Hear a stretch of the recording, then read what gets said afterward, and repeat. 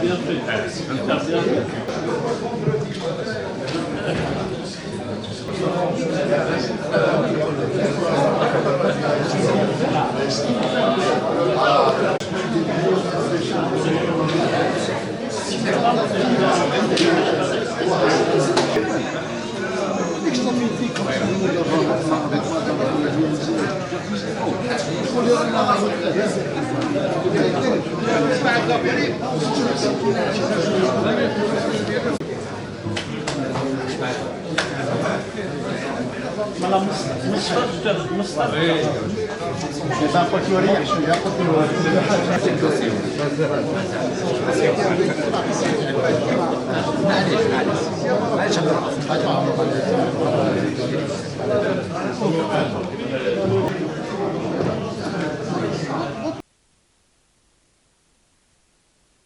الحر التحرير المبارزة كلنا نقول اتحاد ولكن اتحاد الشهداء. اليوم نتشرف بهذه الوجوه الكريمة. أشكر جميع الحضور، لاعبين قدامى، لاعبين حديث القدامى، وكذلك اللاعبين الحاليين. وصلت الإعلام، شكرا جزيلا.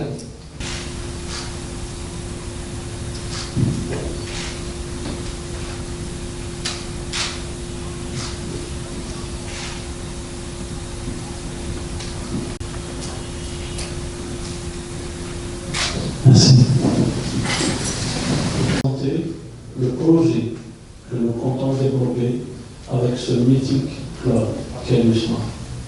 Particulièrement, je salue également toutes les anciennes gloires ici présentes et qui ont répondu favorablement à notre invitation. Nous sommes un groupe constitué de 10 entreprises portuaires à travers le territoire, de l'ouest jusqu'à l'est. Je peux les citer à partir de l'ouest, Azawet, Oran, Arzu, Mostagana, Tenes, Alger, Béjaïa, Djenjen, Skikda et Anna. Le groupe Serpoir également, ce sont les 48 ports de pêche constitués en entreprise dénommée la Société de gestion des ports de pêche, la SGPP. Le groupe Serport, c'est 15 000 travailleurs au total. Le groupe Serport, c'est 54 milliards de chiffre d'affaires par an.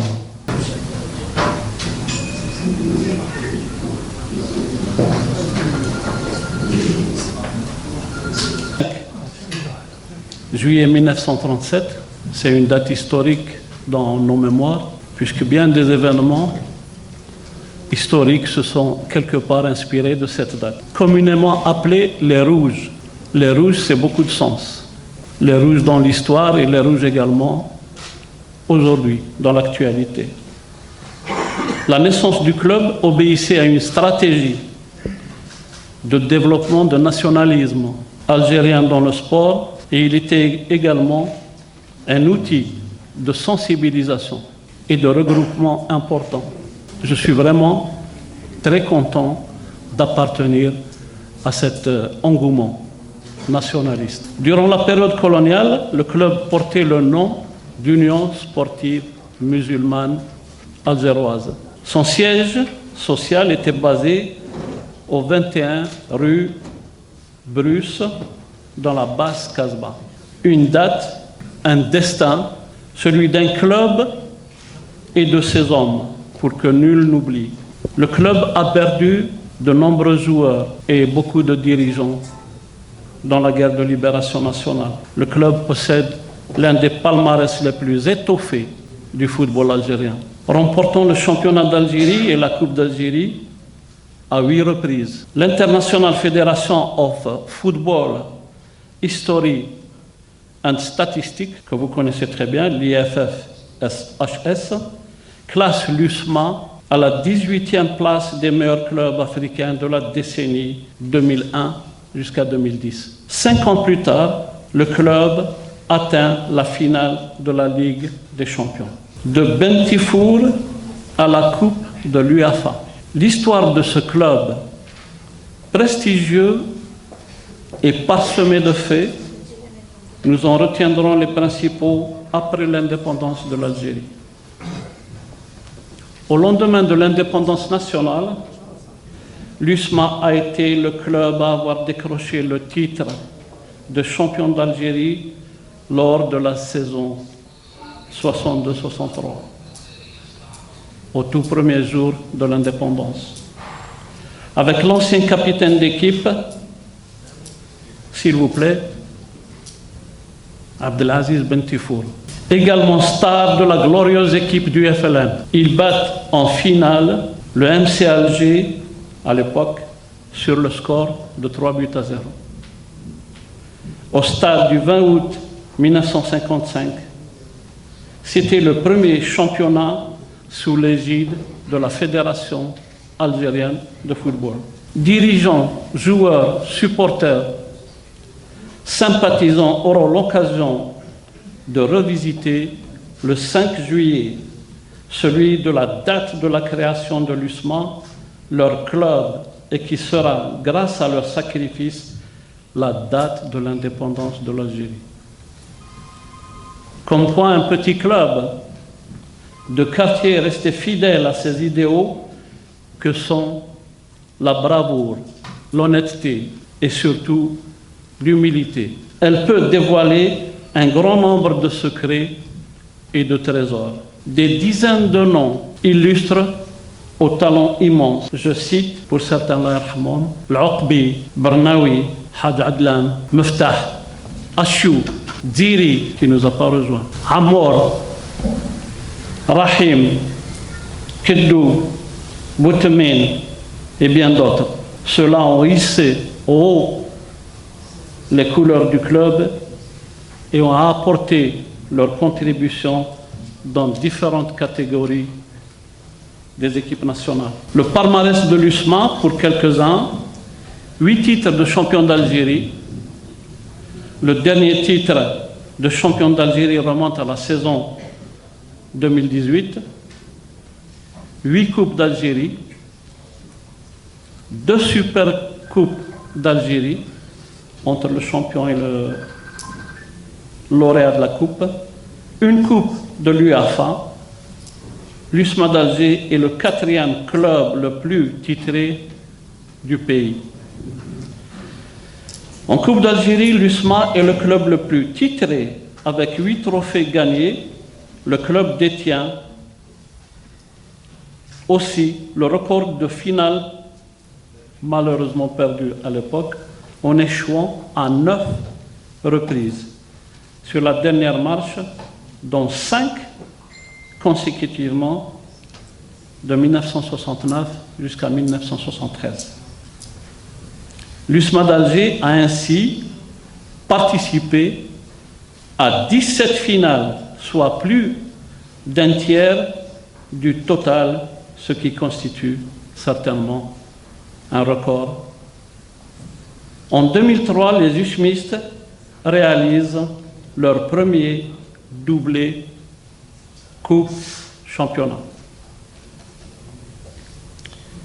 La Coupe de l'UEFA de 2012 et de 2013 est la 26e édition de la compétition arabe interclub organisée par l'Union des associations de football arabe.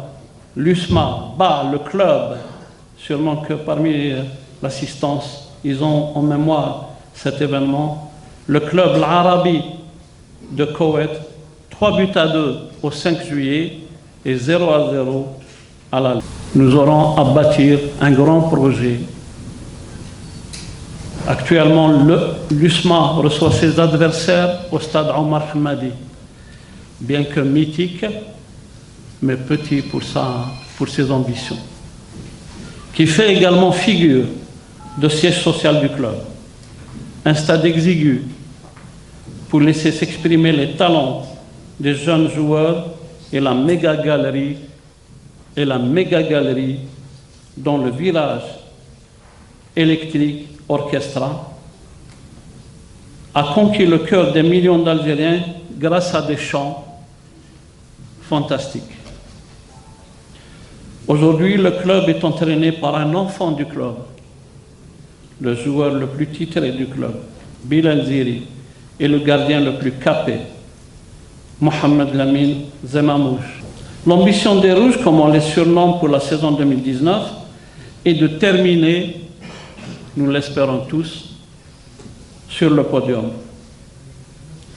Dommage que l'aventure de la Ligue des champions d'Afrique se sont arrêtés, mais ce n'est que partie remise, et nous comprenons parfaitement. 2020 est l'année de la remise sur rail de ce prestigieux club. Je répète, avec tout le monde. Le projet footballistique à la hauteur des ambitions de ses fans se met progressivement en place. Il y a quelque temps, on m'a posé la question, à l'époque où on s'était engagé pour soutenir un peu le club dans ses objectifs, en septembre 2019, souvent revenait une question pour le groupe Serport, est-ce que c'est une simple aventure de sponsor? J'ai dit, laissons les choses se faire, on commence par le sponsor, et certainement qu'on arrivera à un projet que nous devrons tous s'impliquer pour le construire. Je pense que nous sommes à cette phase-là. Aujourd'hui, nous avons toute la volonté des pouvoirs publics, y compris de Monsieur le Président de la République. Il n'a pas cessé de nous le répéter, et c'est dans cet esprit que nous comptons aujourd'hui nous lancer dans ce projet. On commencera par la réhabilitation et la réouverture du cercle mythique du club. Ça, on l'a pratiquement dans notre esprit avant Ramadan prochain. La mise en place d'une administration centrale dotée de tous les pouvoirs adéquats. La réalisation d'un centre de formation qui est attendu par les fans du club depuis bien longtemps. Nous allons voir dans quelques instants une bonne partie de ces objectifs. L'évolution et l'exploitation d'un stade conforme au standing et aux ambitions du club. Il y en a deux que nous avons ciblés. Il y a le stade de Baraké et le stade de Douéra. La création d'un musée à même de sauvegarder et de valoriser le patrimoine du club ainsi que son image. La mise en place d'un pôle commercial dédié aux produits dérivés, sportifs bien sûr, une communication avec large spectre pour tous ceux qui gravitent autour du club. Désormais, l'USMA sera gérée telle une entité sportive d'abord, mais commerciale également, efficiente, adossée à des outils de gestion performants. Fini le bricolage. L'objectif est de donner naissance à une entité sportive pérenne qui va asseoir ses succès à l'échelle nationale, régionale et continentale, au service du développement du mouvement sportif national, pour la promotion et le développement de notre jeunesse, et aussi donner aux fans toujours plus de joie, parce que ce sera ainsi la véritable signification de l'USMA. Nous avons commencé notre entreprise avec l'USMA, avec un sponsor. L'engouement aujourd'hui est d'aller encore de l'avant et de construire ensemble un vrai projet sportif au sens large de l'expression. Peu importe les moyens, peu importe nos différences, redorons le blason de nos aînés, comme ils l'ont fait par le passé. Pour commencer, prenons naissance du futur centre de formation. Je remercie Serport et le président, le PDG du groupe de toute cette contribution. Ça nous rassure pour l'avenir de l'USMA. Moi, j'ai fait une petite remarque à mon ami Kamel. C'est un centre de formation, où c'est un centre de formation et un centre d'entraînement. Parce que le club aura besoin de beaucoup d'horaires pour pouvoir s'entraîner. C'est très important. Je pense que le centre d'entraînement, il est aussi important que le centre de formation. On peut faire les deux, éventuellement, et c'est pour ça que ce serait, si c'est possible, qu'il y ait plus de terrain, parce que il faut s'intéresser pas seulement à l'équipe senior, c'est toutes les catégories. Et moi, j'ai admiré votre façon de présenter pour l'avenir du club. Vous avez une bonne vision, et c'est ça qui va garantir la pérennité, du développement du football. Tout à fait.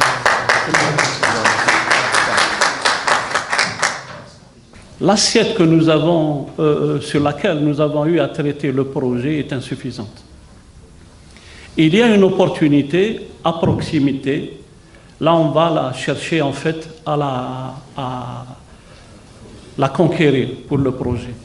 Ce qui va nous donner un peu plus quand même de souplesse pour placer effectivement l'aspect pédagogique, c'est-à-dire les terrains. Il faut commencer. C'est un centre de formation, donc il a besoin de terrain.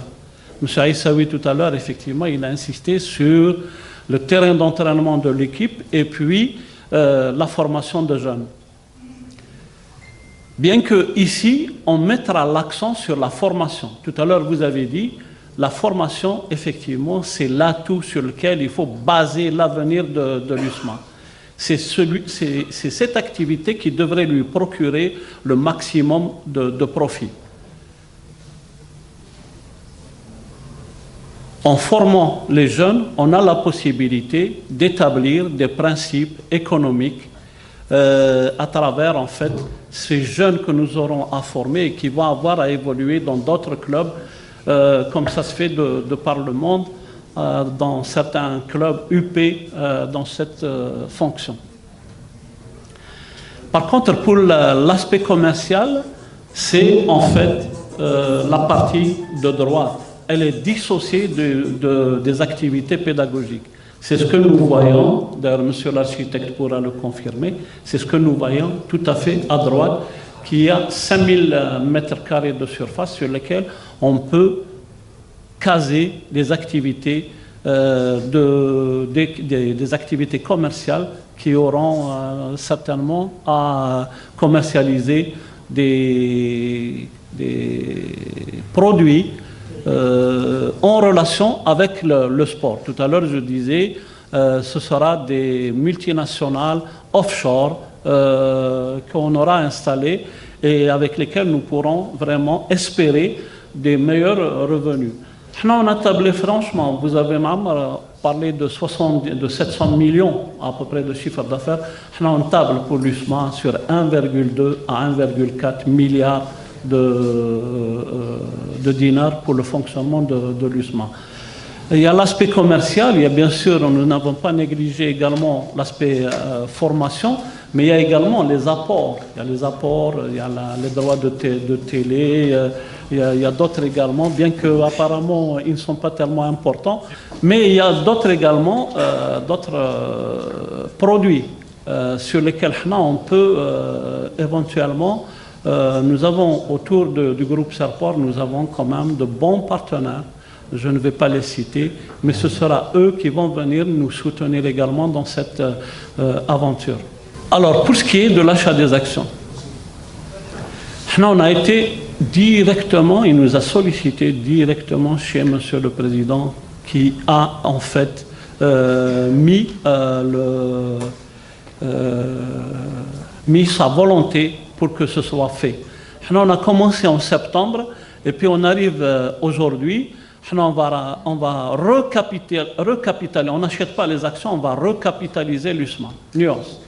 Avec l'administrateur, oui, il était présent. Il était présent avec nous, avec le juge en charge de l'affaire.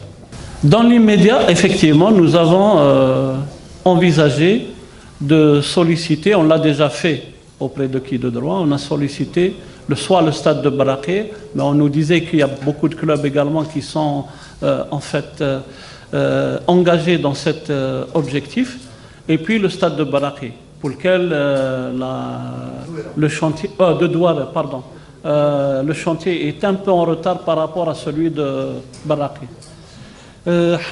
Probablement, on va viser le stade de Douera pour ne pas trop, nous focaliser sur le stade de Baraki pour lequel il y a des dossiers déjà qui sont engagés. Actuellement, il y a un actionnaire majoritaire. On a fait un audit en fait. Nous avons de la visibilité sur le fonctionnement du club et sur la situation des clubs. On connaît ses actifs, on connaît son passif également. Le passif, il est terne. Il est vraiment terne. On vient à reprendre l'USMA avec les autorisations nécessaires pour être actionnaire majoritaire. Sans volonté de notre part, éventuellement d'évacuer les autres. On va discuter avec eux. Ceux qui détiennent aujourd'hui, il y a 94,34% de l'actionnaire majoritaire qu'on a récupéré pour nous. Il y a d'autres actionnaires également pour lesquels nous ne fermerons pas les portes. Mais nous ne fermerons pas également, éventuellement, l'esprit de reconquérir d'autres actionnaires. On a l'intention d'être l'actionnaire majoritaire pour le club. On aura à faire fonctionner ce club avec la volonté du groupe Serport. On ne veut pas faire du bricolage, on ne veut pas éventuellement s'aventurer également dans des conflits qui ne serviront pas peut-être la volonté et puis l'avenir de l'USMA. On veut être majoritaire en toute objectivité et nous sommes ouverts à toutes les discussions éventuellement, mais on restera toujours majoritaire. La deuxième question, pour dire que nous aurons à gérer éventuellement tous les mouvements des joueurs de l'USMA à travers l'organisation que nous allons mettre autour de l'USMA. On ne bricolera pas. Il y aura on cible quatre vecteurs de fonctionnement de l'USMA. On aura le conseil d'administration, qui sera le pôle de management de l'USMA. On fera comme nous avons l'habitude de faire dans nos filiales. Il y aura le conseil d'administration qui aura à gérer le top management de l'USMA. Et en dessous, il y aura la direction générale de l'USMA.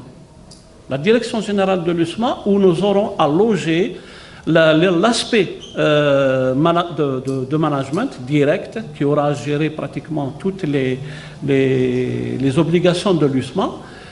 Nous aurons la structure juridique, nous aurons la structure finance et administration, et nous aurons également la fonction marketing. Avec donc en deuxième pôle, la direction générale, en troisième pôle, nous aurons la direction sportive. L'administration n'a rien à voir avec le sport. On mettra une direction avec ses outils de management, avec ses compétences également sur le plan sportif. Eux, ils vont s'occuper du devenir et de l'avenir du club. Et on aura en quatrième structure tout l'environnement de l'USMA, ses supporters, etc. Il y aura une structure pour gérer tout.